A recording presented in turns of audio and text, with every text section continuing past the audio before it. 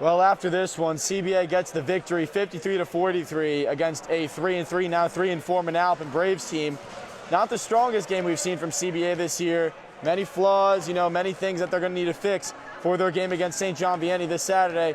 Ryan, what did you see that kind of just didn't go well for CBA that normally would go well, attributing to their victories over 3 of the top 5 teams in the Shore Conference? Yeah, I just think made a lot of sloppy plays. There were a couple of turnovers that shouldn't have been made. Maybe a couple fouls. They did foul a lot with 8 fouls in the second half. And overall, just not playing the best brand of basketball they've been playing all season. And I think kind of the theme of the season that we've seen a little bit is although they're 7-0, they're kind of playing up and down to their opponents a little bit with a statement victory over Marlboro, but now they're kind of playing the closer game against a team like Manalapan. So I'm excited to see what happens against SJV this weekend.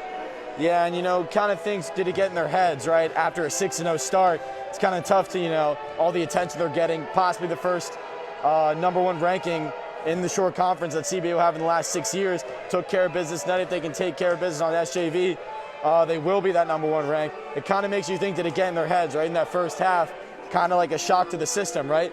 Been playing so well with the crazies in the stands, didn't have tonight. Not really playing so well. Manalapan coming out hot. They knew Manalapan was a weaker team. They kind of came out, maybe this would be a free win, maybe not much of a challenge. Manalapan comes out. They showed it was a challenge, and they weren't here to play around. So did you kind of see some of that today? Yeah, absolutely. I mean, even good teams lose games, and although CBA was able to come out with the win here tonight, I don't necessarily think that an undefeated season is the easiest thing to maintain, obviously. So with a 6-0 start, as you were saying, they were definitely confident in themselves, but going against a 3-3 team like Manalapan, it's kind of hard to play the same brand of basketball you're playing against a really competitive team like Marlboro.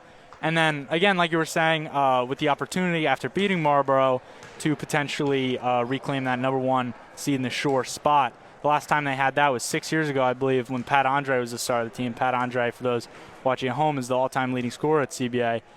And I think that would just be a really huge accomplishment for the Colts. I mean, for such a storied program, as I was saying earlier, to be out of the #1 seed for such a long period of time, 6 years, it's kind of a huge thing. And to finally reclaim that, I think that would be a very, very special moment for this team. Yeah, well, that's going to do it for us here. Colts 53-43 victory over Manalapan. This has been an exclusive presentation of the CBA Digital Network. Special thanks to cameraman Chris Simbinos, computer operator Chris Earn, and the director of CBA Digital Network, Mr. Jason Lutz. For my partner, Ryan Ragan, I'm Hugh Strain. We'll see you next time.